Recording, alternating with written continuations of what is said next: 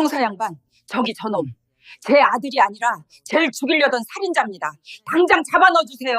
평생 내 목숨보다 귀하게 키운 자식놈 손목에 내 손으로 수갑을 채우게 될 줄 꿈에도 몰랐습니다. 그날 밤 며느리 등에 업혀 도망치지 않았다면 전 어떻게 됐을까요? 이 끔찍하고 기막힌 사연은 바로 3일 전 유난히 노을이 붉었던 그날 저녁에 시작되었습니다. 이바구 시작 전에 구독과 좋아요 부탁드리며 끝까지 함께 해주세요. 그날은 참 이상하리만치 기분 좋은 날이었습니다. 시장에서 생선도 일찍 다 팔렸고 몸도 깃털처럼 가벼웠지요. 콧노래를 흥얼거리며 저녁 준비를 하고 있는데 현관문 도어락 소리가 들리더군요. 문을 열고 들어온 건 다름 아닌 제 아들 성훈이었습니다. 사업한답시고 바빠서 명절에도 얼굴 보기 힘들던 놈이 해가 지기도 전에 싱글벙글 웃으며 들어오는 게 아니겠습니까? 엄마, 나 일찍 퇴근했어. 밥은 먹었어? 내가 오늘은 엄마 챙겨주려고 작정하고 일찍 왔지. 그 환한 얼굴을 보자 제 마음이 어땠는지 아시려나요? 꽁꽁 얼었던 땅이 봄볕에 녹듯이 서운했던 마음이 눈 녹듯 사라지더군요. 부모 마음이란 게 참 바보 같습니다. 평생 무심해도 엄마하고 웃으며 들어오면 그게 만병통치약이 됩디다. 저는 신이 나서 앞치마 끈을 질끈 동여매고 부엌으로 달려갔습니다. 아이고, 우리 아들 왔냐? 배고프지? 얼른 손 씻어라. 엄마가 금방 밥 차려줄게. 너 좋아하는 갈치도 구워놨다. 저는 냉장고에서 제일 좋은 반찬들만 꺼내고 아들이 좋아하는 계란말이도 파를 송송 썰어 넣어 두툼하게 말았습니다. 마음이 바쁘니 늙은 손도 춤을 추듯 움직였지요. 찌개가 보글보글 끓고 고소한 생선 굽는 냄새가 집안을 채울 때까지만 해도 저는 제가 세상에서 제일 행복한 늙은이라고 착각했습니다. 잠시 후 김이 모락모락 나는 밥상을 다 비운 아들이 품에서 무언가를 조심스레 꺼냈습니다. 번쩍거리는 황금색 보자기에 쌓인 귀해 보이는 약병이었습니다. 엄마, 이거 특제 보약이야. 엄마 요즘 통 기운 없어 보여서 내가 어렵게 구했어. 이거 진짜 비싼 거야. 녹용에 뭐해? 내가 엄마 생각해서 얼마나 알아보고 산 줄 알아? 저는 순간 목이 메어 말이 안 나왔습니다. 보약이라니요. 저 같은 시장판 생선 장수 할머니는 아파도 약국 쌍화탕 한 병이면 감지덕지인데 아들이 내 몸 생각해서 그 비싼 보약을 지어왔다니 가슴 밑바닥에서 뜨거운 게 울컥 치솟아 올라 눈앞이 흐릿해졌습니다. 내 자식이 드디어 철이 들었구나. 늙은 어미 버리지는 않겠구나. 그래, 내가 헛살지는 않았어. 아들의 손을 잡으며 고맙다, 고맙다 연신 고개를 끄덕이고 있는데 바로 그때였습니다. 어머님, 며느리 민정이가 부엌 문턱에 서 있었습니다. 평소 같으면 싹싹하게 과일이라도 깎아올 아이인데 그날 민정이의 목소리는 어딘가 이상했습니다. 고개를 돌려 며느리를 보니 얼굴은 밀가루를 뒤집어 쓴 것처럼 하얗게 질려 있었고 입술은 바짝 말라 터져 있었지요. 마치 목구멍까지 올라온 비명을 억지로 삼키고 있는 사람처럼요. 민정이는 남편인 성훈이는 쳐다보지도 않고 식탁 위에 놓인 그 약사발만 뚫어져라 보고 있었습니다. 그리고는 덜덜 떨리는 목소리로 말했지요. 어머님, 지금 식사하셔서 배부르시잖아요. 그 약, 나중에 드세요. 그 말이 제 귀에는 참 묘하게 들렸습니다. 보약은 원래 밥 든든히 먹고 식후에 먹는 거 아닙니까? 제가 의아해서 멀뚱히 쳐다보자 민정이는 한 발자국 다가오며 더 다급하게 말을 이었습니다. 오늘은 그냥 쉬세요. 내일 드셔도 돼요. 네. 제발요, 어머님. 저는 슬슬 부하가 치밀어 올랐습니다.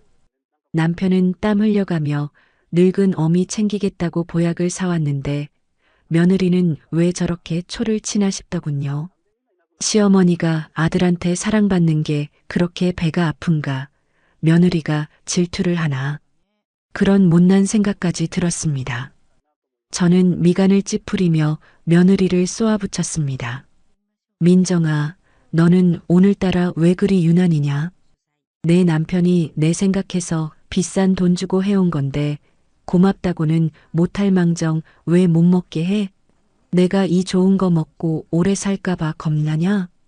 제 모진 말에 민정이는 얼굴이 흑빛이 되어 고개를 푹 숙였습니다. 무어라 대답을 해야 하는데 차마 입이 떨어지지 않는다는 그 표정. 저는 그때 그게 그저 며느리의 심술이라고만 생각했습니다. 성훈이는 사람 좋은 미소를 지으며 제 앞에 약사발을 쓱 더 가까이 밀었습니다. 엄마, 민정이는 원래 걱정이 많잖아. 신경 쓰지 마. 이거 먹으면 기운이 펄펄 날 거야.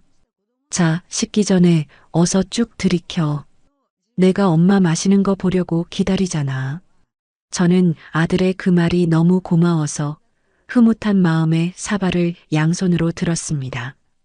씁쓸하면서도 달큰한 진한 한약 냄새가 코끝을 확 찔러왔습니다. 따뜻한 온기가 손바닥에 전해지자 마음이 편안해지더군요. 저는 아이고 우리 아들 고맙다 속으로 되뇌며 사발에 입을 대고 한 모금 꿀꺽 삼켰습니다. 뜨겁지도 차갑지도 않은 그 시커먼 국물이 제 목을 타고 뱃속으로 넘어갔습니다. 그 순간이었습니다. 민정이가 달려들어 제 손목을 거칠게 낚아채듯 잡았습니다. 평소엔 힘도 없는 사람이 그날만큼은 손끝에 어찌나 힘이 들어가 있던지 제 손목뼈가 으스러지는 줄 알았습니다. 깜짝 놀라 쳐다본 민정이의 눈.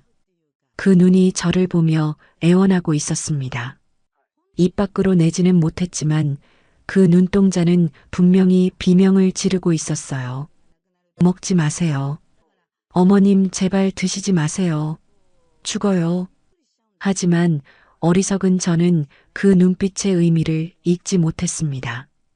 그저 내 아들 정성을 무시한다고만 생각해서 오기가 생기더군요. 이게 뭐 하는 짓이냐? 나라. 시어머니 먹는 걸 뺏는 며느리가 어디 있어. 저는 며느리의 손을 매몰차게 뿌리치고 다시 약사발을 들었습니다.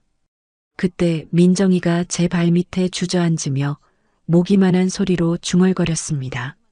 어머님, 배탈 나요. 오늘은 그만 드세요. 네. 그 처절한 한마디가 제 가슴 한구석에 찝찝한 가시처럼 박혔습니다. 배탈?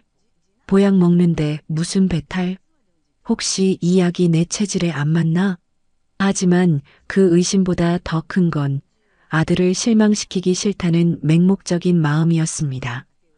그래도 며느리가 저렇게까지 말리니 당장 마시기는 껄끄러워졌지요. 저는 결국 며느리 눈치를 보느라 사발을 식탁에 툭 내려놓으며 툴툴거렸습니다. 알았다, 알았어. 거참, 며느리 무서워서 약 한 번 마음 편히 못 먹겠네. 이따가 자기 전에 데워 먹을란다. 됐냐? 그때였습니다. 성훈이의 얼굴이 아주 잠깐, 정말 눈 깜짝할 사이에 험악하게 일그러진 걸 저는 보았습니다. 칙, 아주 작은 혀 차는 소리. 그게 제 아들 입에서 나온 소리가 맞나 싶어 고개를 번쩍 들었을 때 성훈이는 이미 다시 세상 둘도 없는 효자의 얼굴로 돌아가 웃고 있었습니다. 그래요, 엄마. 무리하지 말고 있다가 꼭 드세요.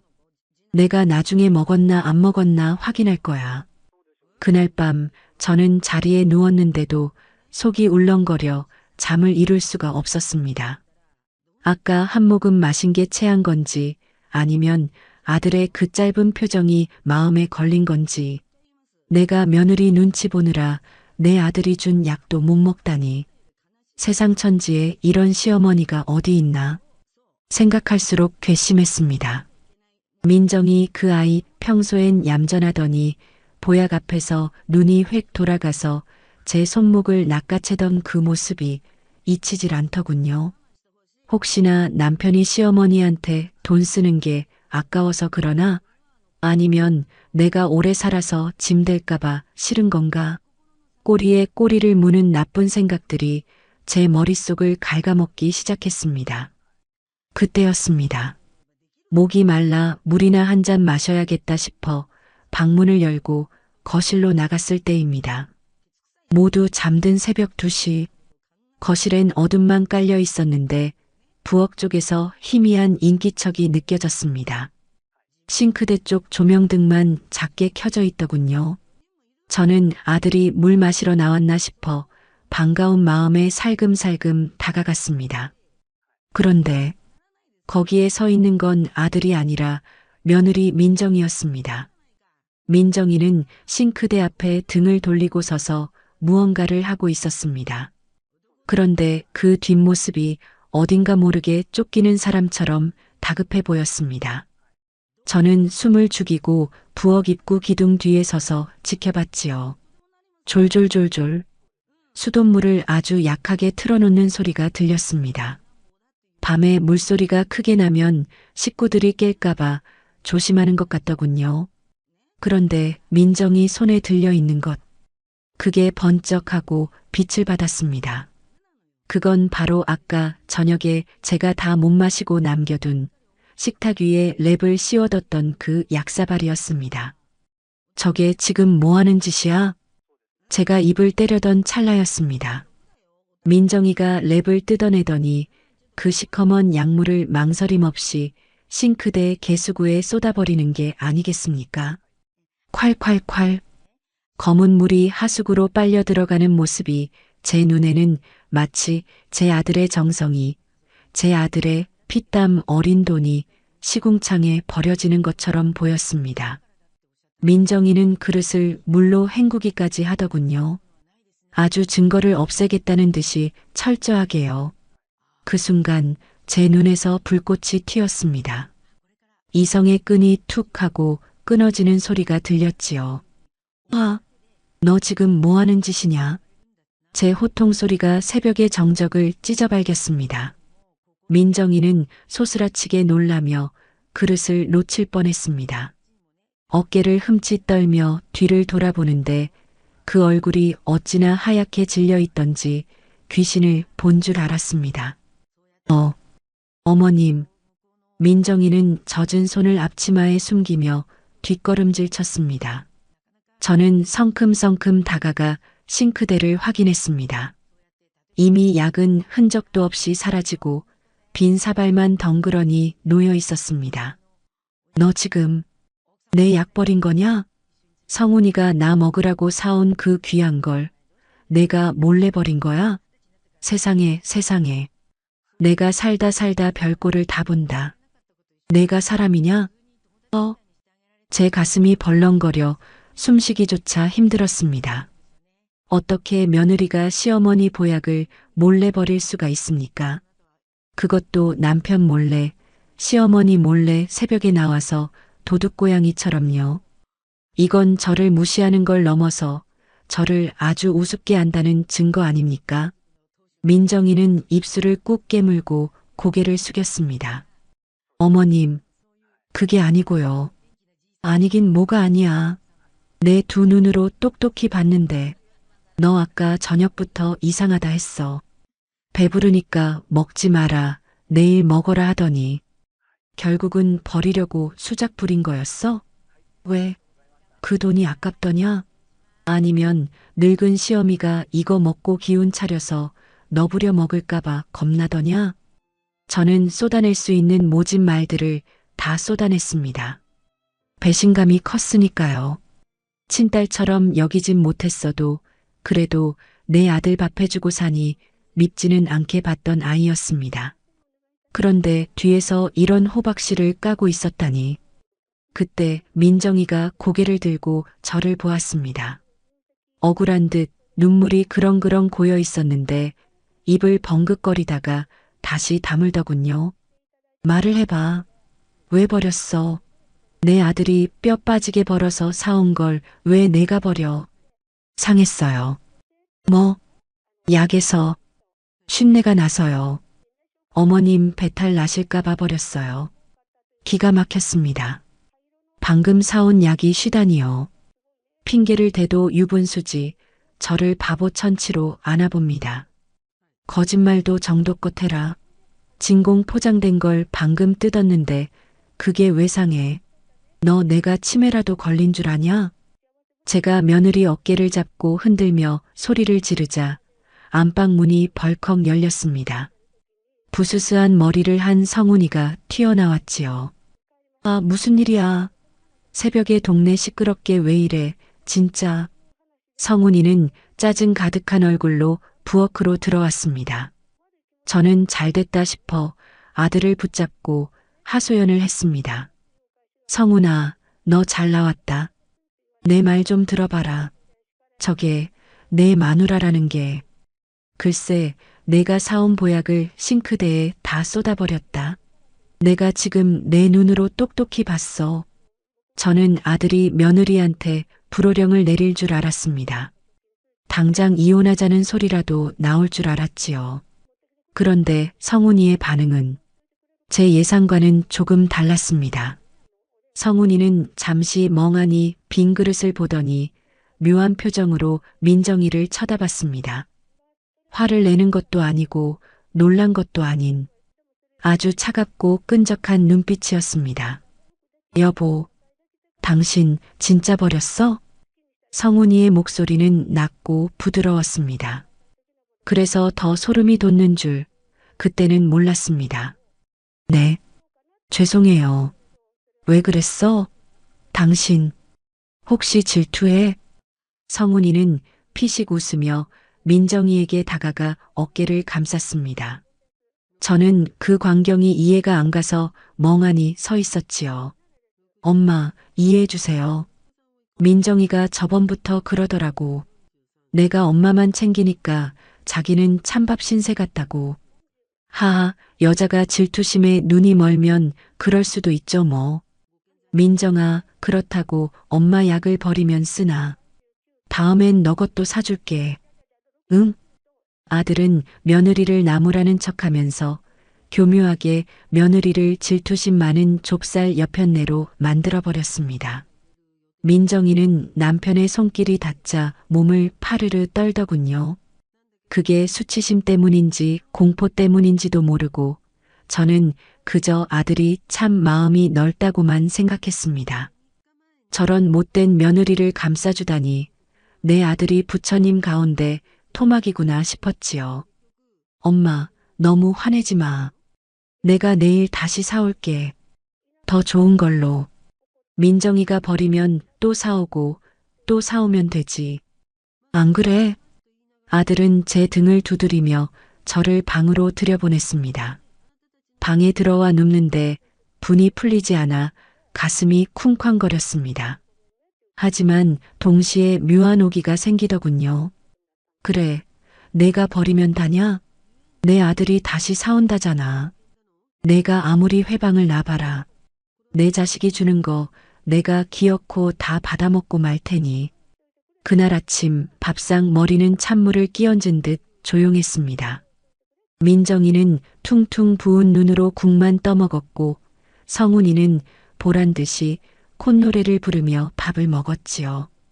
그리고 그날 저녁 성훈이는 약속대로 또 보약을 들고 왔습니다.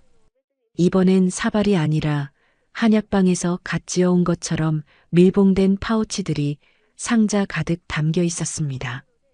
엄마, 이번엔 아예 한 달치를 지어왔어. 이건 민정이가 절대 못 버리게 내가 엄마 방에 숨겨놓을게. 하루에 2포씩 아침 저녁으로 꼭 챙겨 먹어. 알았지? 성훈이는 제 손에 따뜻한 약 파우치 하나를 쥐어주며 속삭였습니다. 지금 마셔, 엄마. 민정이 설거지할 때 몰래. 저는 아들과 공범이라도 된 듯 고개를 끄덕였습니다. 며느리 보란 듯이 이 귀한 걸 내 몸에 채워넣고 싶었습니다. 그게 아들에 대한 사랑이고 며느리에 대한 복수라고 생각했습니다. 저는 빨대로 약 파우치를 뚫어 단숨에 입안으로 짜 넣었습니다. 꿀꺽, 꿀꺽, 씁쓸하고 비릿한 그 액체가 목구멍을 넘어갈 때 부엌에서 달그락거리던 그릇 소리가 뚝 하고 끊기더군요. 민정이가 설거지를 멈추고 제 쪽을 보고 있다는 게 느껴졌습니다. 저는 며느리 쪽을 향해 들으라는 듯이 큰 소리로 말했습니다. 아이고 달다. 우리 아들이 사준 거라 그런지 약이 꿀맛이네.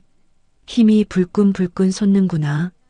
그때 민정이가 젖은 고무장갑을 낀 채 부엌에서 뛰쳐나오려 했습니다. 어머님. 하지만 성훈이가 방문 앞을 떡하니 막아서며 웃었습니다. 여보, 과일 좀 깎아와. 배 깎아 배. 엄마 약 드셨으니까 입가심하게. 성훈이의 그 웃음 뒤에 숨겨진 서늘한 눈빛을 민정이는 보고 얼어붙어 있었습니다. 며느리는 입술을 피가 나도록 깨물며 다시 부엌으로 돌아가더군요. 그 뒷모습이 어찌나 처량하고 독해 보이던지 저는 속으로 혀를 찼습니다. 독한 년, 끝까지 째려보는 것 봐라. 하지만 여러분, 정말 독한 건 며느리가 아니었습니다. 제가 방금 들이킨 그 약, 그게 제 오장육부를 서서히 녹이는 독이라는 걸, 그리고 제가 제 손으로 제 명주를 재촉했다는 걸 저는 까맣게 모르고 있었으니까요. 그날 밤부터였습니다. 배가 살살 아파오고 머리가 핑 도는 어지러움이 시작된 것은 저는 그게 며느리랑 싸워서 얹힌 거라고만 생각했습니다. 새벽 3시, 아니 4시쯤 되었을까요? 저는 또다시 잠에서 깨어났습니다. 아니, 잠을 깬 게 아니라 통증이 저를 흔들어 깨웠다는 표현이 맞겠네요. 뱃속이 마치 빨래 짜듯이 쥐어짜는 것 같았습니다. 명치 끝이 꽉 막힌 것처럼 답답하고 머리는 맷돌을 돌리는 것처럼 웅웅거렸습니다. 며칠 전부터 시작된 이 증세는 성훈이가 준 그 특제 보약을 먹은 직후면 어김없이 찾아왔습니다. 으윽, 저도 모르게 앓는 소리가 새어나왔습니다. 이불을 걷어차고 일어나 앉으려는데 천장이 빙글 돌더군요. 벽에 걸린 달력 숫자가 2개로 보였다가 3개로 보였다가 속이 메스꺼워서 헛구역질이 올라왔습니다. 이게 대체 무슨 일이냐? 나이 먹으면 다 이러나? 아니면 진짜 체한 게 안 내려가나? 처음엔 대수롭지 않게 여겼습니다. 늙으면 몸 여기저기 고장나는 게 당연하니까요. 그런데 이상하게도 보약을 마신 날은 그 고통이 더 선명하고 날카로웠습니다. 다음 날 아침 밥상 앞에서도 저는 숟가락을 들 힘이 없었습니다. 평소 좋아하던 생선 구이 냄새가 역해서 코를 막아야 했지요. 제 얼굴이 헬쑥해진 걸 보고 성훈이가 걱정스러운 얼굴로 물었습니다. 엄마, 안색이 왜 이래? 어디 아파? 밤새 못 주무셨어? 아들의 다정함에 저는 또 마음이 약해져서 아픈 티를 내지 않으려 애썼습니다. 아니야, 그냥 좀 속이 더부룩해서 그런다. 별거 아니다. 엄마, 혹시 그 보약 때문에 그래? 먹고 나서 속 안 좋아? 순간 부엌에서 설거지하던 민정이의 손이 멈칫하는 게 보였습니다. 며느리가 귀를 쫑긋 세우고 있다는 게 느껴졌지요. 저는 괜히 오기가 나서 손사래를 쳤습니다. 아니다. 무슨 소리냐? 내가 사준 보약 먹고 얼마나 힘이 나는데. 그냥 어제 찬바람 좀 쐬서 그런가 보다. 그러자 성훈이가 고개를 끄덕이며 진지한 표정으로 설명을 늘어놓더군요. 그럼 그렇지. 엄마, 그거 알지? 명현현상이라고.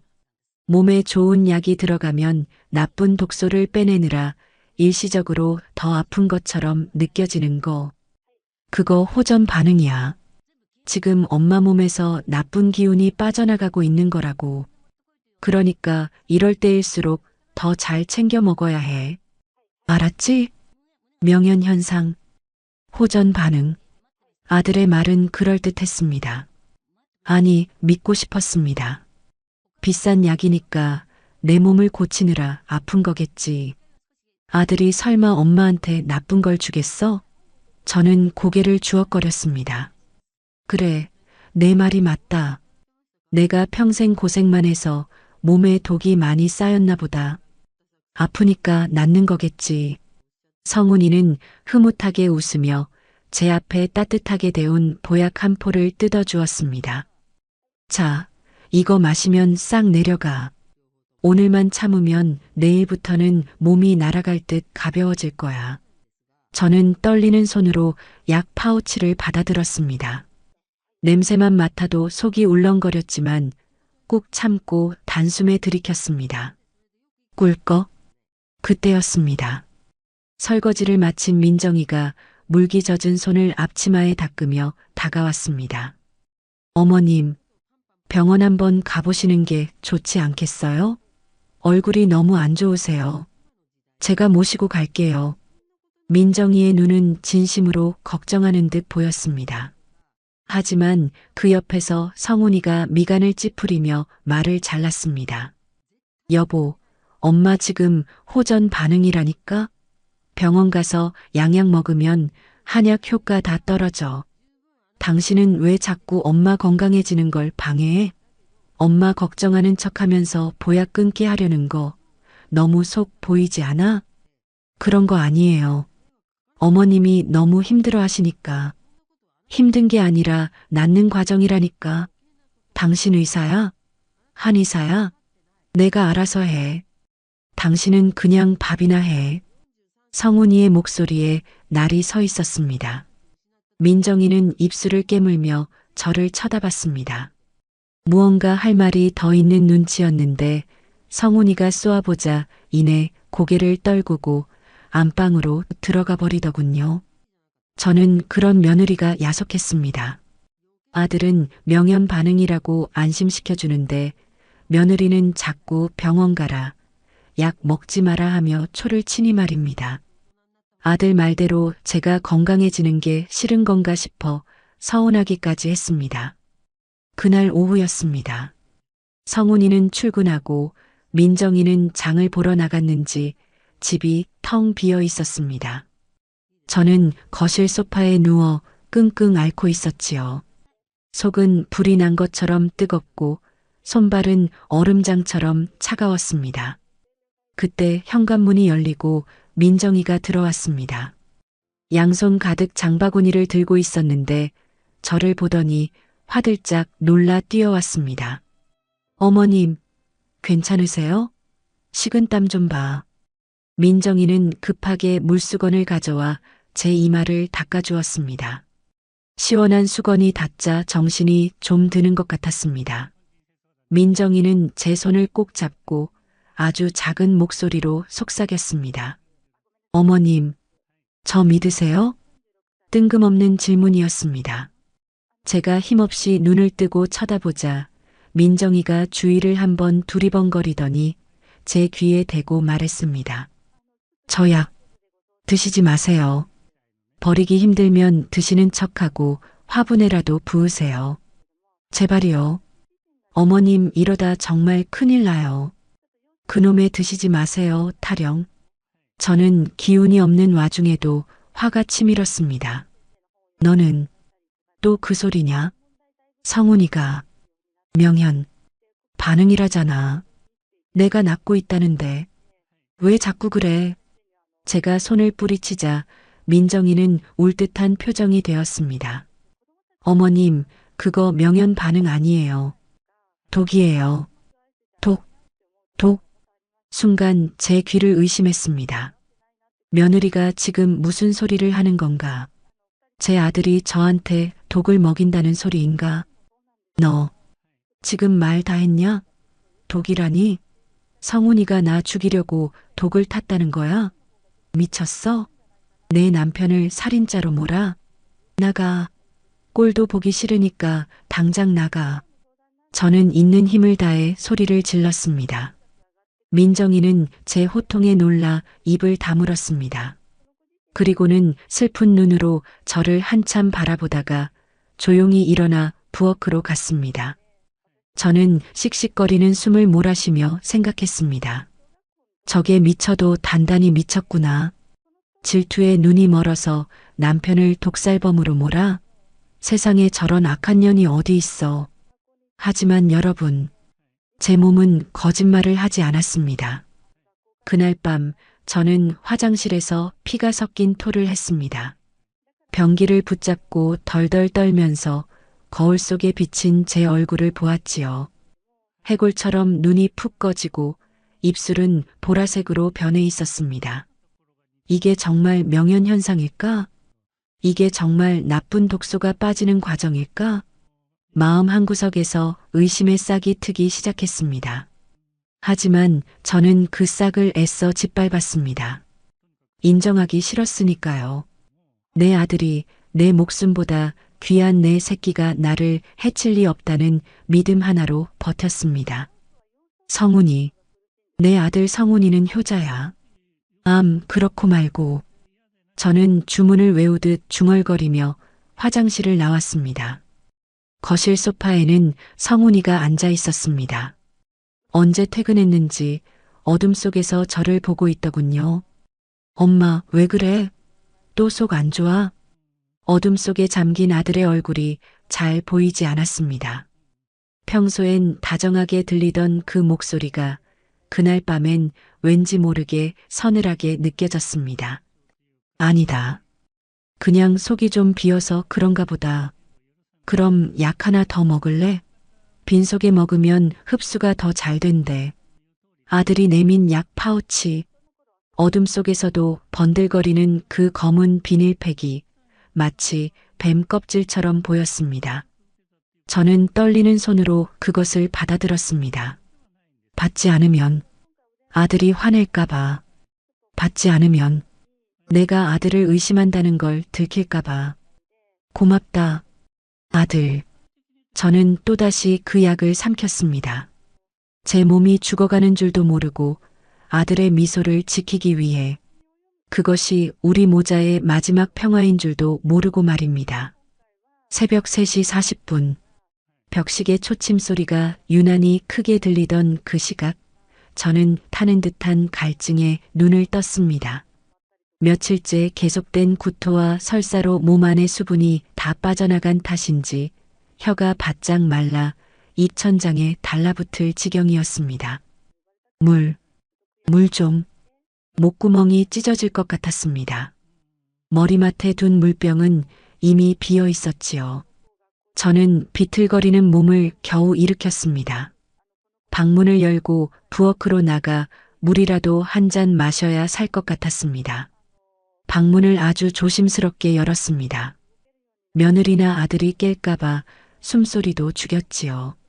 낡은 문경첩이 끼익 소리를 내지 않게 손잡이를 꽉 잡고 돌렸습니다. 거실은 칠흑 같은 어둠 속에 잠겨 있었습니다. 그런데 베란다 쪽에서 희미한 불빛이 새어나오고 있더군요. 담배 불똥 같은 붉은 점 하나가 어둠 속에서 반짝거렸습니다. 그리고 낮게 웅얼거리는 목소리가 들려왔습니다. 형님, 진짜. 조금만 기다려 달라니까요. 성훈이 목소리였습니다. 이 새벽에 안 자고 누구랑 통화를 하는 건지 목소리가 평소와 다르게 거칠고 짜증이 섞여 있었습니다. 저는 본능적으로 발걸음을 멈췄습니다. 왠지 모를 불길함이 제 발목을 잡았기 때문입니다. 저는 거실 소파 뒤에 몸을 숨기고 귀를 기울였습니다. 알았다고요. 이번 판은 진짜 확실했다니까? 내가 그 패만 잡았어도 싹쓸이 하는 건데. 젠장? 도박? 패? 싹쓸이? 제 귀를 의심했습니다. 성훈이는 사업하느라 바쁘다고 했습니다. 건실한 무역회사 사장이라고 친구들한테 얼마나 자랑을 했는데 도박이라니요. 심장이 쿵쿵 뛰기 시작했습니다. 하지만 이어지는 말은 더 충격적이었습니다. 형님, 걱정 마쇼. 빚 3억? 그거 한 방에 갚는다니까. 네. 어떻게 갚냐고요? 형님도 참. 내가 보험 들어놓은 거 있잖아. 보험? 무슨 보험을 말하는 걸까? 적금이라도 깼다는 건가? 성훈이는 베란다 창문을 조금 더 열고 담배 연기를 뿜어냈습니다. 연기가 거실 안으로 흘러들어와 매캐한 냄새가 났습니다. 그 냄새가 꼭 썩은 생선 내장 냄새 같았습니다. 우리 노인네. 며칠 안 남았어. 요즘 상태 보니까 거의 다 왔더라고. 어젯밤에도 토하고 난리 났어. 순간 제 숨이 턱 막혔습니다. 노인네, 다 왔다? 토하고 난리 났다? 설마, 지금 내 이야기를 하는 건가? 그 약이 효과가 죽여주더라고. 냄새도 안 나고 맛도 없어서 그냥 보약인 줄 알고 넙죽넙죽 받아먹어. 멍청하게 고맙다고 인사까지 한다니까? 크크크. 아들의 웃음소리가 어둠 속에서 뱀처럼 기어나왔습니다. 무미무치라 부검해도 안 나와. 그냥 심장마비나 노안으로 처리될 거야. 사망보험금 5억 나오면 형님 돈 3억부터 제일 먼저 갚을게. 그러니까 독촉 전화 좀 그만해. 집사람 눈치챈단 말이야. 제 머릿속이 하얗게 변했습니다. 아니, 까맣게 타들어갔다고 해야 할까요? 다리가 후들거려 서 있을 수가 없어서 저는 소파 뒤에 주저앉고 말았습니다. 보험금 5억, 도박빚 3억, 무미무치 독약. 모든 퍼즐이 맞춰지는 순간이었습니다. 아들이 일찍 들어와 밥을 챙겨주던 그 다정한 미소, 비싼 보약을 사왔다며 땀을 뻘뻘 흘리던 그 정성, 약을 먹을 때마다 호전 반응이라며 안심시켜주던 그 눈빛, 그 모든 게 저를 죽이기 위한 연극이었던 겁니다. 으윽, 입을 틀어막았지만 짐승 같은 신음이 새어나오는 걸 막을 수가 없었습니다. 배신감이라고 표현하기엔 너무나 끔찍한 고통이었습니다. 차라리 칼로 찌르지, 차라리 목을 조르지. 제 아들은 효도라는 가면을 쓰고 제 손으로 독을 마시게 만들었습니다. 엄마가 자식을 믿는 그 마음을 이용해서 저를 천천히 고통스럽게 죽이고 있었던 겁니다. 며느리 민정이가 그토록 말렸던 이유. 어머님, 제발 드시지 마세요. 그거 독이에요. 미친 사람 취급하며 쫓아냈던 며느리의 그 말이 귓가에 맴돌았습니다. 민정이는 알고 있었던 겁니다. 남편이 괴물이라는 걸, 시어머니가 죽어가고 있다는 걸. 그런데 저는 그런 며느리를 의심하고 구박하고 오히려 아들을 감싸고 돌았습니다. 눈물이 하염없이 쏟아졌습니다. 슬퍼서가 아니라 제가 너무 불쌍하고 제 인생이 너무 허무해서 견딜 수가 없었습니다. 평생 생선 비린내 맡아가며 키운 자식이 제 목숨값을 도박판 판돈으로 쓰려 하다니. 그때였습니다. 무슨 소리지? 베란다 쪽에서 성훈이의 목소리가 들렸습니다. 제 신음소리를 들은 모양이었습니다. 베란다 문이 드르륵 열리는 소리가 났습니다. 저벅. 발소리가 거실 쪽으로 다가오고 있었습니다. 저는 도망쳐야 한다고 생각했습니다. 하지만 공포에 질린 다리는 말을 듣지 않았습니다. 몸이 마비된 것처럼 굳어서 손가락 하나 까딱할 수가 없었습니다. 걸리면 죽는다. 5억을 받기 위해 지금 당장 내 목을 조를지도 모른다. 그런 생각이 들자 온몸에 소름이 돋았습니다. 아들은 더 이상 제 아들이 아니었습니다. 돈에 눈이 먼 악마였습니다. 발소리가 점점 가까워졌습니다. 이제 소파 모퉁이만 돌면 웅크리고 있는 저를 발견하게 될 겁니다. 그러면 끝입니다. 심장이 터질 것 같아 눈을 질끈 감았습니다. 하느님, 제발 살려주세요. 아니, 제발 저놈 손에 죽지만 않게 해주세요. 그 절체절명의 순간, 어둠 속에서 누군가의 손이 쑥 나와 제 팔을 낚아챘습니다. 비명을 지르려는 제 입을 부드럽지만 단단한 손이 틀어막았습니다. 익숙한 냄새. 며느리 민정이의 로션 냄새였습니다. 민정이는 소리 없이 제 귀에 입술을 대고 속삭였습니다. 쉿. 어머님, 저예요. 아무 소리 내지 마세요. 민정이의 눈은 어둠 속에서도 형형하게 빛나고 있었습니다. 두려움에 떨고 있는 저와 달리 며느리의 눈빛은 차분하고 결연해 보였습니다. 마치 이 순간을 미리 준비하고 있었던 사람처럼요. 그 순간 성훈이의 발소리가 멈췄습니다. 다시 통화를 이어가면서 베란다로 돌아섰습니다. 민정이가 제 손을 꽉 잡았습니다. 그 손의 온기가 말해주고 있었습니다. 제가 지켜드릴게요.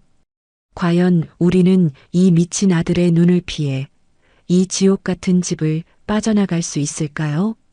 우리는 조용히 방으로 돌아왔습니다.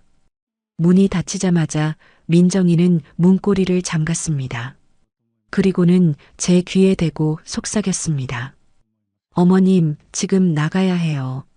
저 사람, 지금 제정신 아니에요. 저는 덜덜 떨리는 입술로 물었습니다. 어디로? 이 새벽에 어디로 가니? 일단 여기서 멀어져야 해요. 빨리요. 민정이는 옷장문을 열더니 두꺼운 외투 2벌을 꺼냈습니다. 하나는 제게 입히고 하나는 본인이 걸쳤습니다. 그리고는 안방에 딸린 작은 창문을 열었습니다. 우리 집은 주택이라 창문만 넘으면 바로 집 밖 화단으로 나갈 수 있었습니다. 어머님, 신발 신을 시간 없어요. 그냥 넘으세요. 제가 먼저 나가서 받아드릴게요. 민정이가 날렵하게 창틀을 밟고 밖으로 뛰어내렸습니다. 평소엔 쌀포대 하나도 무거워하던 아이가 어디서 그런 힘이 났는지 모르겠습니다. 저도 죽기 살기로 창틀에 매달렸습니다. 민정이가 밖에서 제 다리를 잡아주며 안전하게 착지하도록 도왔습니다. 맨발이 차가운 흙바닥에 닿았습니다. 발바닥이 찢어질 듯 시려왔지만 그보다 더 시린 건 제 가슴이었습니다. 40년을 살아온 내 집에서 내 아들이 무서워서 맨발로 도망을 치다니. 이게 무슨 꼴이란 말입니까? 어머님, 엎이세요. 민정이가 등을 내밀었습니다. 아니다. 내가 걸을 수 있어. 내가 무슨 힘이 있다고. 빨리요. 저 사람 곧 안방 들어와요. 없어진 거 알면 쫓아올 거라고요. 민정이의 다급한 외침에 저는 못 이기는 척 며느리의 등에 엎였습니다. 비쩍 마른 줄만 알았던 며느리의 등은 생각보다 넓고 단단했습니다. 꽉 잡으세요. 민정이는 저를 업고 달리기 시작했습니다. 어둠 속의 골목길을 가로등 불빛을 피해 요리조리 뛰었습니다. 제 귓가에는 민정이의 거친 숨소리와 제 심장 박동 소리만 들렸습니다. 헉, 헉, 헉. 등 뒤에서 느껴지는 며느리의 체온. 그 따뜻한 온기가 차갑게 식어버린 제 몸을 녹여주었습니다. 눈물이 주책 없이 뺨을 타고 흘러내려 민정이의 목덜미를 적셨습니다. 미안하다. 미안해, 민정아. 내가 널 그렇게 구박했는데. 어머님, 말하지 마세요. 힘 아끼세요. 민정이는 뒤도 돌아보지 않고 뛰었습니다. 골목길을 빠져나와 큰 길가로 나왔을 때 마침 빈 택시 한 대가 지나가고 있었습니다. 택시요. 민정이가 손을 흔들어 택시를 세웠습니다. 우리는 짐짝처럼 뒷좌석에 굴러 들어갔습니다. 택시 기사가 백미러로 우리를 힐끔거리며 물었습니다. 아니, 새벽에 두 분이 무슨 일이래요? 어디로 모실까요? 민정이는 숨을 몰아쉬며 단호하게 외쳤습니다. 기사님, 제일 큰 대학병원 응급실로 가주세요. 빨리요. 네, 대학병원이요? 어디 많이 편찮으세요? 사람이 죽어가요. 독을 먹었어요. 제발 빨리 좀 밟아주세요. 독을 먹었다는 말에 기사님도 놀랐는지 엑셀을 밟아 차가 튕겨나갔습니다. 차창 밖으로 지나가는 가로등 불빛들이 빠르게 뒤로 밀려났습니다. 마치 제 인생의 지난 날들이 주마등처럼 스쳐 지나가는 것 같았습니다. 저는 택시 시트에 몸을 기대고 멍하니 천장을 바라봤습니다. 몸에 힘이 하나도 없었습니다. 독 때문인지 충격 때문인지 정신이 혼미해져 왔습니다. 어머님, 정신 차리세요. 잠드시면 안 돼요. 민정이가 제 손을 꽉 잡고 흔들었습니다.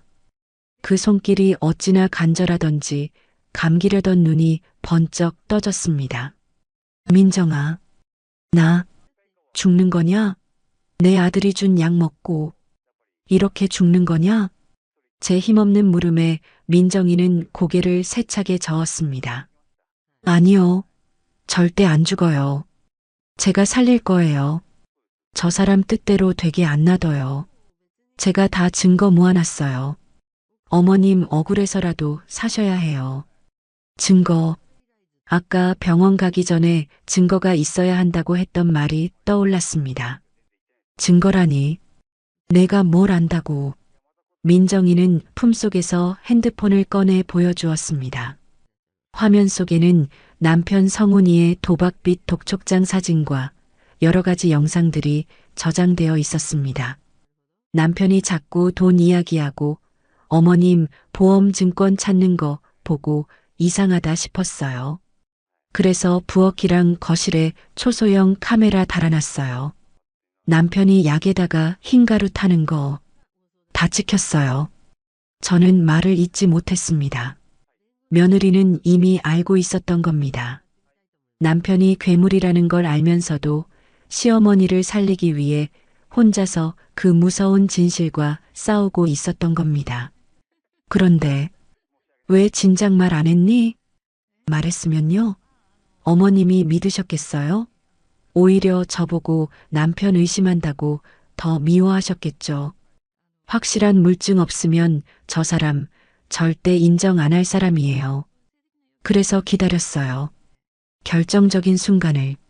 민정이의 목소리는 떨리고 있었지만 그 내용은 서늘할 정도로 이성적이었습니다. 저는 부끄러움에 고개를 들 수가 없었습니다. 아들 바보라며 며느리를 무시했던 제가 결국은 그 며느리의 지혜 덕분에 목숨을 부지하고 있으니까요. 그리고 제가 약 다 바꿔치기 했어요. 뭐? 남편이 가져온 약 제가 몰래 소화제로 바꿔놨어요. 어머님이 드신 거 대부분 소화제랑 영양제예요. 진짜 독약은 제가 다 버렸어요. 그러니까 너무 걱정 마세요.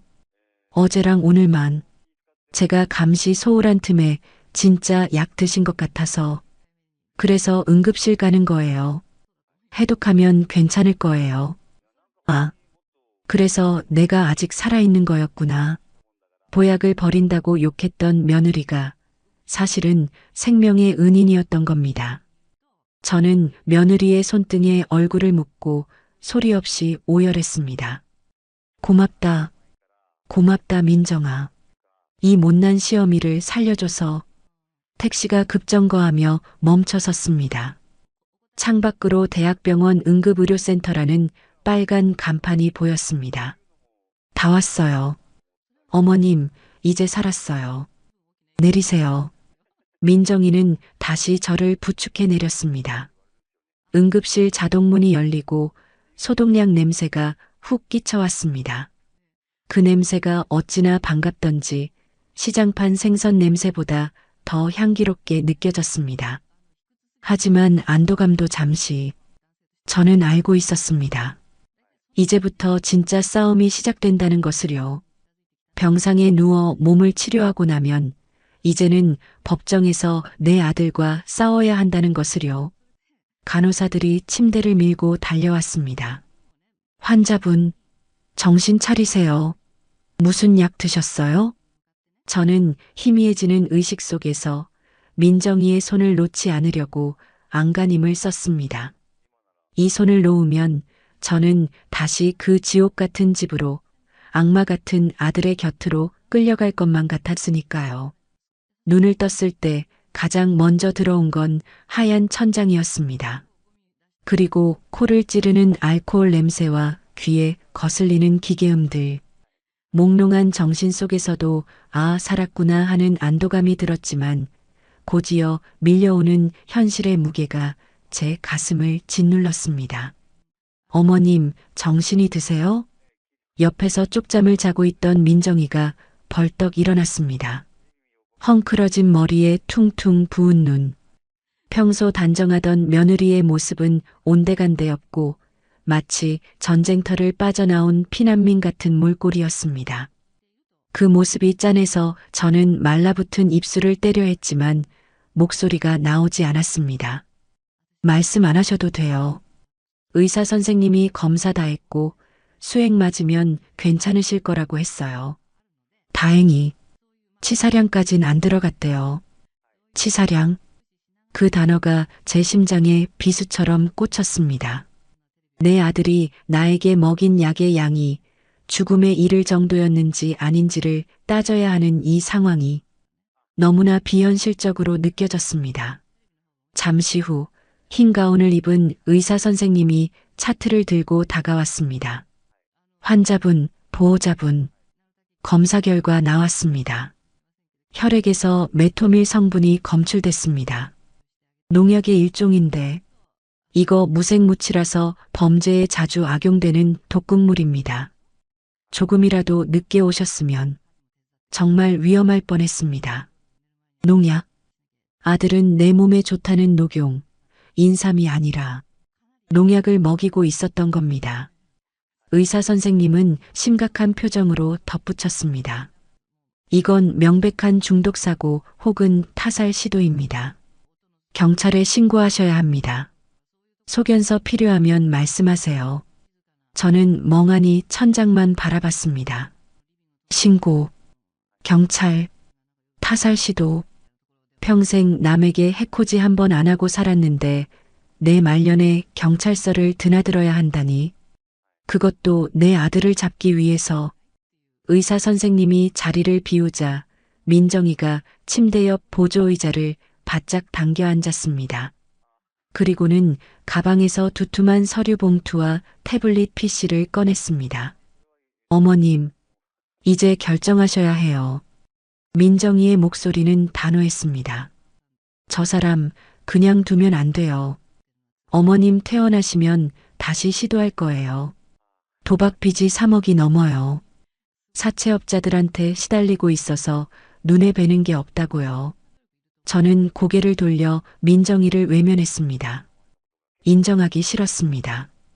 그래도 내 배 아파 낳은 자식인데 설마 다시 그럴까? 한번 들켰으니 싹싹 빌지 않을까? 그런 미련한 마음이 꿈틀거렸습니다. 민정아, 그래도 성훈이가 실수한 거 아닐까? 도박 빚 때문에 잠깐 미쳐서. 실수요? 민정이가 헛웃음을 지었습니다. 그리고는 태블릿 PC 화면을 켰습니다. 이거 한번 보세요. 어머님 보약 드시고 방에 들어가서 주무실 때 거실에서 찍힌 거예요. 영상 속에는 성훈이가 소파에 앉아 누군가와 통화하는 모습이 담겨 있었습니다. 며칠 전 제가 아파서 끙끙 앓던 그날 밤의 날짜가 찍혀 있었습니다. 형님, 아 글쎄 조금만 더 기다리라니까. 노인네가 생각보다 질기네. 약을 2배로 늘렸는데도 안 죽어. 독한 노네야 아주. 내일은 아예 밥에다가 타버릴까 봐. 영상을 보는 제 손이 부들부들 떨렸습니다. 질기다, 독하다. 제가 살려고 발버둥 치는 그 모습이 아들 눈에는 그저 잘 안 죽어서 짜증나는 일에 불과했던 겁니다. 그리고 이것도 보세요. 민정이가 서류 봉투에서 꼬깃꼬깃한 종이 한 장을 꺼내 펼쳤습니다. 사망보험금 양도 각서라는 제목이 선명했습니다. 이거 남편 양복 주머니에서 찾은 거예요. 사채업자한테 쓴 각서예요. 어머님 돌아가시면 나오는 생명보험금 5억, 그중 3억을 사채업자한테 바로 넘기겠다는 내용이에요. 이미 공증까지 다 받아놨더라고요. 각서 하단에는 성훈이의 지장과 서명이 뚜렷했습니다. 날짜는 무려 한 달 전. 아들은 보약을 사오기 전부터 이미 제 목숨을 담보로 빚잔치를 계획하고 있었던 겁니다. 어머님, 저 사람은 어머님을 엄마로 보는 게 아니에요. 그냥 걸어다니는 5억짜리 통장으로 보는 거예요. 그런데도 용서하실 거예요? 민정이의 눈에서 눈물이 뚝뚝 떨어졌습니다. 저는요, 어머님이 저 미워하실 때도 그래도 우리 남편 낳아주신 분이니까 참았어요. 그런데 남편이 어머님 죽이려고 하는 거 알았을 때, 그때는 못 참겠더라고요. 사람이 할 짓이 아니잖아요. 짐승도 제 부모는 알아본다는데, 저는 각서를 쥔 손에 힘을 주었습니다. 종이가 구겨지는 소리가 났습니다. 평생을 바쳐 키웠습니다. 시장 바닥에서 생선 비린내 난다고 사람들이 코를 막을 때도 저는 당당했습니다. 내 아들 대학 보내고 내 아들 장가 보내려면 이 냄새가 향수보다 좋다고 생각했습니다. 그런데 그 결과가 이겁니다. 내 아들은 나를 5억으로 계산하고 질긴 노인네라고 조롱했습니다. 제 안에서 무언가가 툭 하고 끊어졌습니다. 그것은 모정이었습니다. 맹목적이고 바보 같았던 모정이 끊어지고 그 자리에 차가운 분노와 이성이 들어찼습니다. 저는 눈물을 닦지 않고 똑바로 며느리를 바라봤습니다. 민정아, 네 어머님, 경찰 불러라. 민정이의 눈이 커졌습니다. 지금 당장 불러. 내 발로 걸어나가서 신고할 힘은 없어도 내 입으로 진술할 힘은 있다. 저 서류, 저 영상, 그리고 의사 선생님 진단서까지 하나도 빠짐없이 다 경찰한테 넘겨. 입안에서 쓴맛이 났습니다. 독약보다 더 쓴 배신의 맛이었습니다. 내 아들 박성훈이는 죽었다. 지금 저 밖에서 설치는 놈은 내 아들 탈을 쓴 악기야. 내 손으로 그 탈을 벗겨야 내가 편히 눈을 감지 않겠냐. 민정이는 제 손을 꽉 잡으며 고개를 끄덕였습니다. 알겠어요. 제가 다 할게요. 어머님은 그냥 계세요. 제가 변호사도 알아보고 경찰한테 설명도 다 할게요. 그때 응급실 입구 쪽이 소란스러워졌습니다. 어머니, 우리 어머니 어디 있어요? 익숙한 목소리, 성훈이었습니다. 우리가 없어진 걸 알고 병원들을 뒤지고 다녔나 봅니다. 뻔뻔하게도 걱정하는 척 소리를 지르며 뛰어들어오는 꼴이라니. 민정이가 벌떡 일어나 저를 막아섰습니다. 오지 마. 가까이 오지 마. 성훈이는 멈칫하더니 이내 비릿한 미소를 지으며 다가왔습니다. 여보, 왜 그래? 엄마 걱정돼서 온 사람한테. 엄마, 괜찮아? 내가 얼마나 놀랐는지 알아? 새벽에 왜 맨발로 나가? 끝까지 나를 걱정하는 척 하는구나. 저는 링거줄이 꽂힌 팔을 들어 올려 침대 난간을 잡고 몸을 일으켰습니다. 성훈아. 제 목소리에 성훈이가 흠칫했습니다. 평소에 다정한 엄마 목소리가 아니었으니까요. 지옥에서 돌아온 사람처럼 낮고 갈라진 목소리였습니다. 엄마, 정신이 좀 들어? 다행이다. 얼른 집에 가자. 내가 차 대기 시켜놨어. 성훈이가 제 팔을 잡으려 손을 뻗었습니다. 저는 그 손을 향해 있는 힘껏 침대 옆에 있던 스테인리스 물컵을 던졌습니다. 쨍그랑 물컵이 성훈이 발치에 떨어져 요란한 소리를 냈습니다. 응급실 안의 모든 시선이 우리에게 쏠렸습니다. 성훈이는 당황해서 얼굴이 불그락푸르락해졌습니다. 엄마, 미쳤어? 왜 이래? 미친 건 내가 아니라 너다. 이 살인자 새끼야. 저는 또렷하게 말했습니다. 응급실 안의 모든 사람이 들을 수 있도록. 내 몸에 독을 탄 놈이 어디서 감히 엄마 소리를 해? 민정아, 뭐하니? 지금 당장 110이 눌러. 내 눈앞에서 이놈 잡아가라고 해. 성훈이의 얼굴이 사색이 되었습니다. 뒤에 있던 민정이가 이미 핸드폰을 귀에 대고 있었습니다. 네, 경찰이죠? 여기 병원 응급실인데요. 살인 미수범 신고합니다. 네, 남편이요. 증거 다 있어요. 성훈이는 뒷걸음질 쳤습니다. 도망치려는 눈치였습니다. 하지만 보안 요원들이 이미 입구를 막아서고 있었습니다. 저는 침대에 기대어 그 꼴을 지켜봤습니다. 내 배 아파 낳은 자식이 몰락하는 순간 가슴이 찢어질 듯 아팠지만 저는 눈을 감지 않았습니다. 이게 내 자식 농사의 결말이라면 내 두 눈으로 똑똑히 봐주는 게 부모로서 마지막 도리일 테니까요.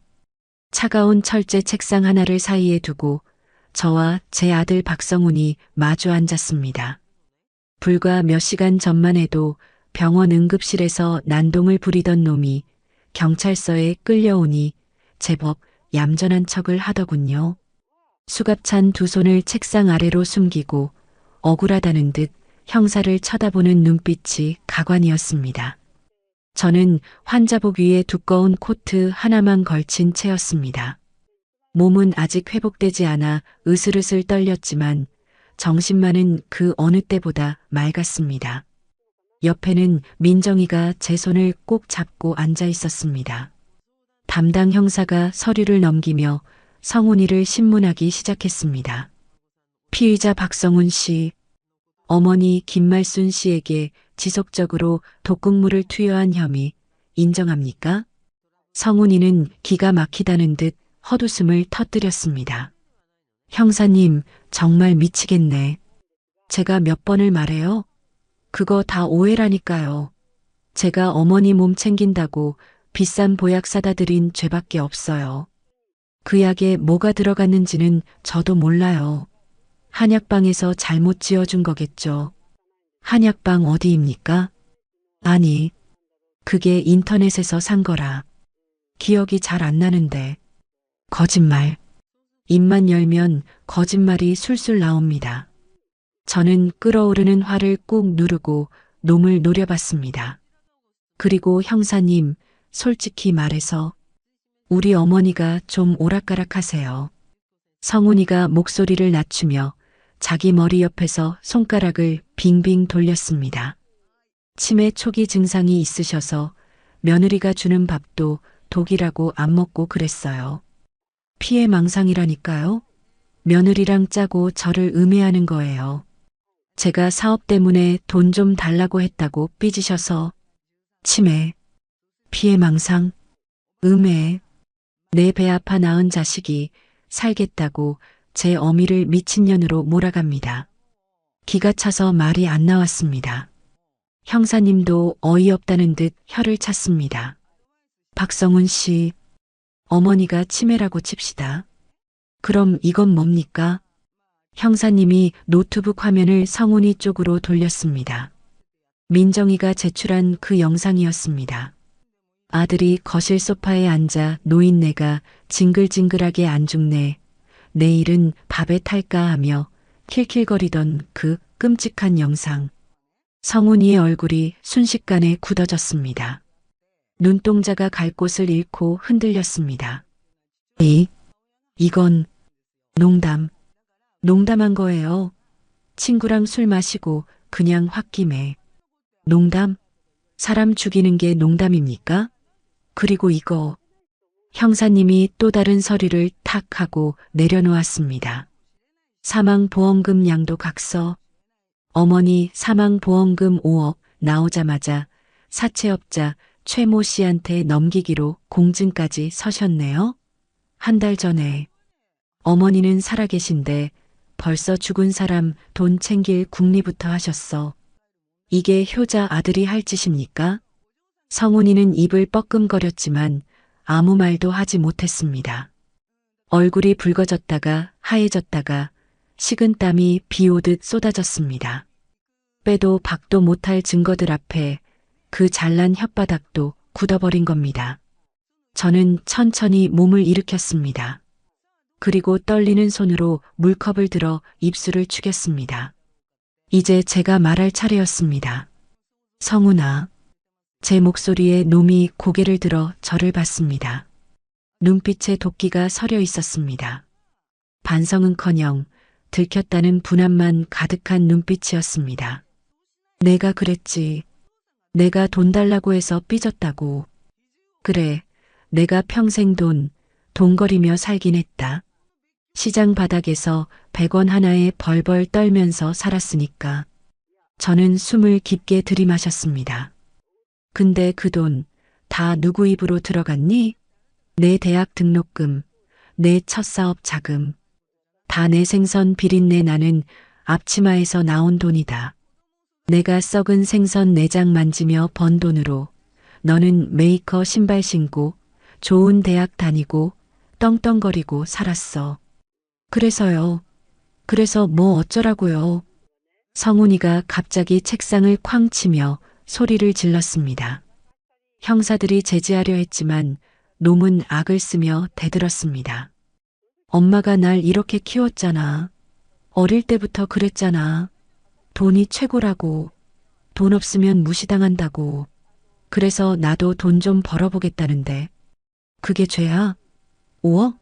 엄마 가면 어차피 내 돈 될 거 좀 미리 당겨 쓰겠다는데 그게 그렇게 아까워? 자식이라며. 자식 위해서 목숨도 내놓는다며. 다 거짓말이었어? 적반하장도 유분수지. 놈은 침까지 튀겨가며 뻔뻔하게 소리를 질러댔습니다. 내가 도박해서 날린 돈 다 엄마 호강시켜주려고 불리려다 그런 거야. 엄마 탓이라고. 엄마가 날 돈 귀신으로 만들었잖아. 아, 그렇구나. 내 자식 교육이 잘못되었구나. 가난이 싫어서 내 자식만큼은 돈 걱정 없이 키우고 싶어서 악착같이 살았던 내 인생이 결국은 괴물을 만들어냈구나. 가슴이 찢어지는 것 같았지만 이상하게도 눈물은 나지 않았습니다. 오히려 머리가 차갑게 식었습니다. 이제야 알 것 같았습니다. 이놈은 고쳐 쓸 수 없는 물건이라는 걸. 여기서 내가 마음 약해져서 봐주면 이놈은 평생 나를 원망하며 또다시 범죄를 저지를 거라는 걸. 저는 며느리의 손을 놓고 성훈이 앞으로 한 발자국 다가갔습니다. 그리고 놈의 눈을 똑바로 쳐다보며 말했습니다. 그래, 내 말 맞다.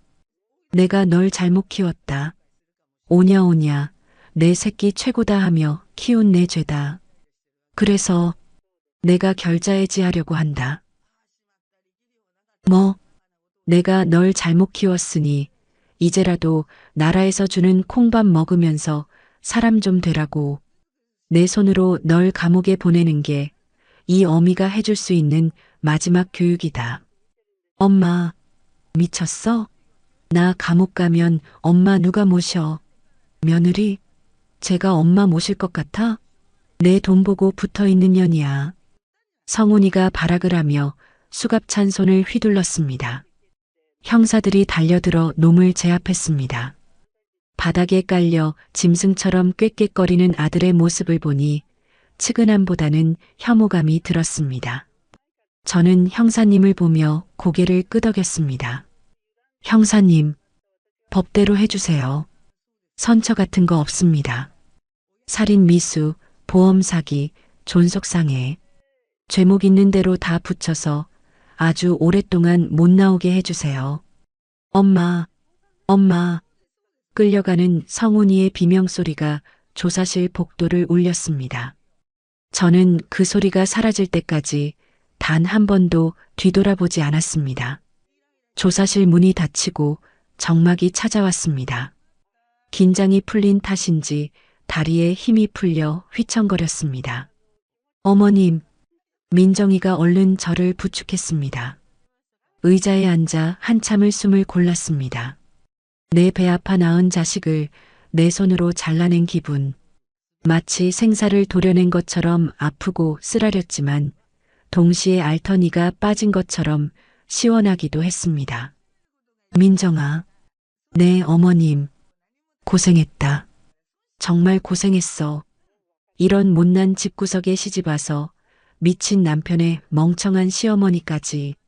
내가 맘고생이 얼마나 심했겠니? 제가 며느리의 손등을 쓰다듬자 참았던 민정이의 눈물이 터졌습니다. 아니에요. 어머님, 살아주셔서 감사해요. 정말 감사해요. 우리는 서로를 부둥켜 안고 한참을 울었습니다. 경찰서의 차가운 조사실안 피 한 방울 섞이지 않은 두 여자가 서로의 체온에 기대어 흐느꼈습니다. 혈연보다 진한 연대감, 생사를 함께 넘은 전우애 같은 것이 우리 사이를 단단하게 묶어주고 있었습니다. 잠시 후 조사를 마치고 경찰서 정문을 나섰습니다. 밤새 내리던 어둠이 걷히고 새벽의 푸르스름한 빛이 하늘을 채우고 있었습니다. 차가운 새벽 공기가 폐부 깊숙이 들어왔습니다. 어머님, 이제 어디로 갈까요? 병원으로 다시 모실까요? 민정이가 물었습니다. 저는 고개를 저었습니다. 병원 밥 냄새도 약 냄새도 이제 지긋지긋했습니다. 아니다. 배고프다. 뜨끈한 국밥이나 한 그릇 먹으러 가자. 속이 헛헛해서 안 되겠다. 네, 그래요. 저 앞에 맛있는 집 알아요. 가요, 어머님.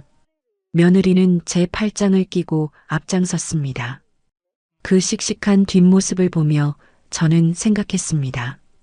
자식 농사 망쳤다고 생각했는데 어쩌면 다 망친 건 아닐지도 모르겠다고.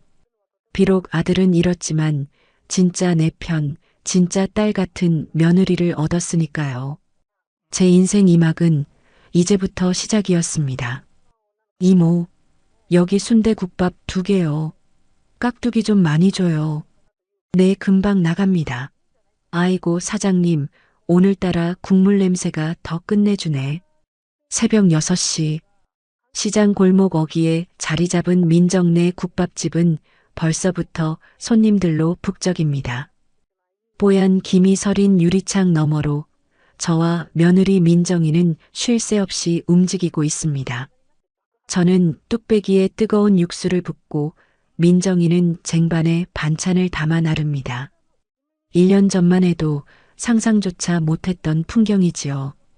그때는 제가 죽을 날만 받아놓은 시한부 인생인 줄 알았는데 지금은 이렇게 펄펄 날아다니니 사람 팔자 참 모를 일입니다. 어머님, 육수통 무거워요. 제가 들게요. 놔두세요. 민정이가 득달같이 달려와 제 손에서 육수통을 뺏어듭니다. 아이고, 내가 늙었어도 이 정도는 든다니까. 너야말로 손목 아픈데 좀 쉬엄쉬엄 해라. 안 돼요. 의사 선생님이 어머님 무리하면 안 된다고 했잖아요. 그냥 카운터 앉아서 돈이나 세세요. 그게 어머님 전공이시잖아요. 민정이가 씩 웃으며 농담을 던집니다. 예전 같으면 감히 시어머니한테 이래라 저래라냐며 눈을 흘겼겠지만 지금은 그 잔소리가 노래처럼 듣기 좋습니다. 저 아이가 저를 얼마나 아끼는지 저 잔소리 속에 꿀처럼 묻어나는 사랑을 이제는 아니까요. 점심 장사가 한바탕 휩쓸고 지나간 오후 3시. 가게가 잠시 한산해지자 우체부 아저씨가 편지 한 통을 주고 갔습니다. 김말순 씨 앞으로 등기 왔습니다. 교도소에서 왔네요. 교도소. 그 세 글자의 가게 안의 공기가 잠시 멈췄습니다. 민정이가 행주질하던 손을 멈추고 저를 쳐다봤습니다. 저는 아무렇지 않은 척 편지 봉투를 받아들었습니다. 보낸 사람 안양교도소 수감번호 3802번 박성훈. 1년 만에 온 아들의 편지였습니다. 재판에서 징역 15년을 선고받고 끌려가면서도 저를 향해 엄마가 날 버렸다며 악을 쓰던 그놈입니다. 면회 한 번 안 갔는데 무슨 할 말이 있다고 편지를 보냈을까요? 저는 구석 테이블에 앉아 봉투를 뜯었습니다. 민정이는 걱정스러운 눈으로 제 곁에 다가와 섰습니다. 어머님, 안 보셔도 돼요. 버릴까요? 아니다.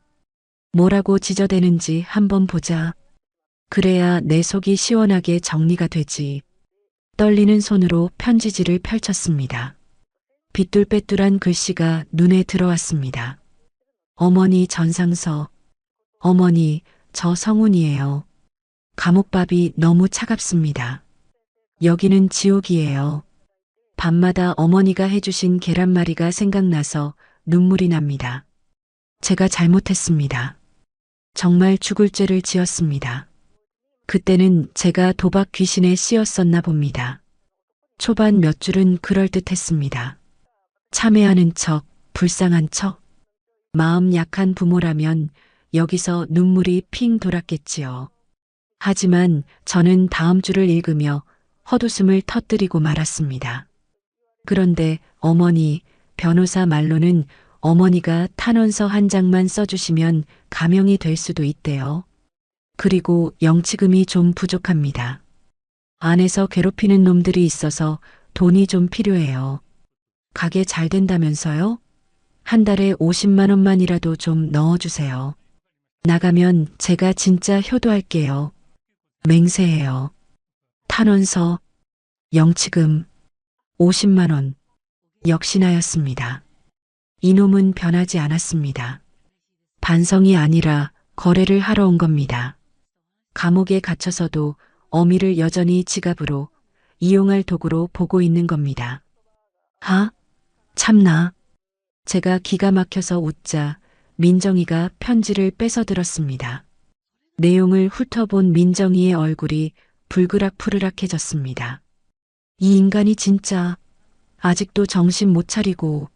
어머님, 이거 찢어버리세요. 아니, 제가 태워버릴게요. 민정이가 당장이라도 라이터를 찾을 기세였습니다. 저는 그런 며느리의 손을 잡고 차분하게 말했습니다. 나더라. 태울 가치도 없다. 저는 편지지를 반으로 쫙 찢었습니다. 그리고 다시 반으로, 또 반으로. 종이가 잘게 부서져 휴지 조각이 될 때까지 찢고 또 찢었습니다. 제 마음속에 남아있던 마지막 미련, 혹시나 했던 일말의 모정까지 샅샅이 갈아 없애버렸습니다. 민정아, 쓰레기통 가져오너라. 저는 찢어진 종이 조각들을 쓰레기통에 툭 털어 넣었습니다. 마치 묵은 체증이 쑥 내려가는 기분이었습니다. 이제 박성훈이는 내 인생에 없다. 영치금, 탄원서, 꿈깨라고 해라. 내 돈은 10원 한 장도 그놈한테 안 간다. 다 넣어줄 거다. 아니, 우리 둘이 맛있는 거 사 먹고 좋은 구경 다니는데 다 쓸 거다. 제 말에 민정이가 눈물을 글썽이며 웃었습니다. 어머님, 저 돈 필요 없어요. 그냥 어머님 건강하게 오래오래 제 옆에 계셔주시면 돼요. 그래, 안다. 내가 돈 욕심 없는 거. 그래서 더 주고 싶은 거다. 이 미련한 거사.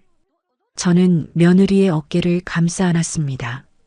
1년 전 그 공포스럽던 새벽에 저를 업고 뛰던 그 어깨입니다.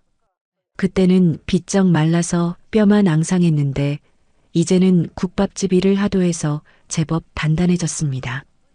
민정아, 밥 먹자. 배고프다. 네. 오늘 겉절이 새로 담갔는데 수육 삶아서 같이 드실래요? 좋지. 소주도 딱 한 잔만 할까? 어머님은 안 돼요. 사이다 드세요. 저는 맥주 한 잔 할게요. 우리는 가게 문을 잠시 닫고 우리만의 늦은 점심상을 차렸습니다. 김이 모락모락 나는 수육 한 접시, 갓 담근 빨간 겉절이, 그리고 뚝배기 가득 담긴 국밥. 진수성찬이 따로 없었습니다. 민정이가 쌈을 크게 싸서 제 입에 넣어 주었습니다. 아하세요, 어머니. 어머니. 그 호칭이 참 따뜻하게 들렸습니다.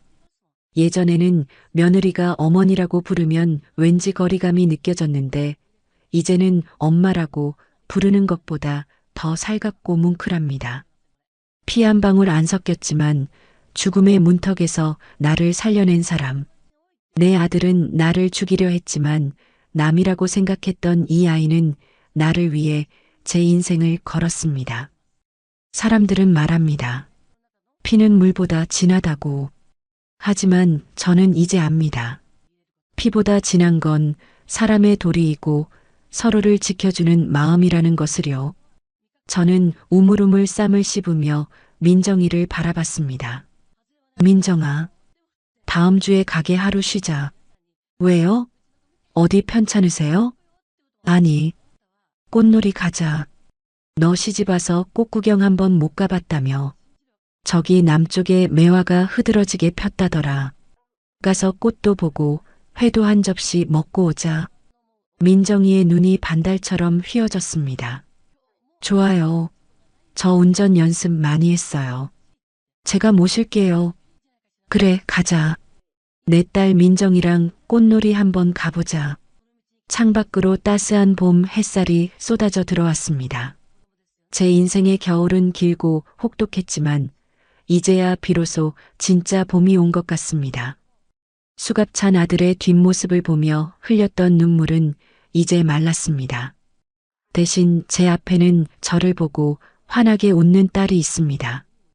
이만하면 제 인생 성공한 거 아닐까요? 여러분도 곁에 있는 사람의 손을 꼭 잡으세요. 핏줄이 아니어도 괜찮습니다. 마음을 나누고 아픔을 나누고 서로의 밥숟가락을 챙겨주는 그 사람이 바로 당신의 진짜 가족입니다. 오늘의 이바구는 여기까지입니다. 끝까지 함께 해주셔서 감사드리며 구독과 좋아요 눌러주시면 놀라운 인생 사연들을 누구보다 먼저 무료로 만나보실 수 있습니다.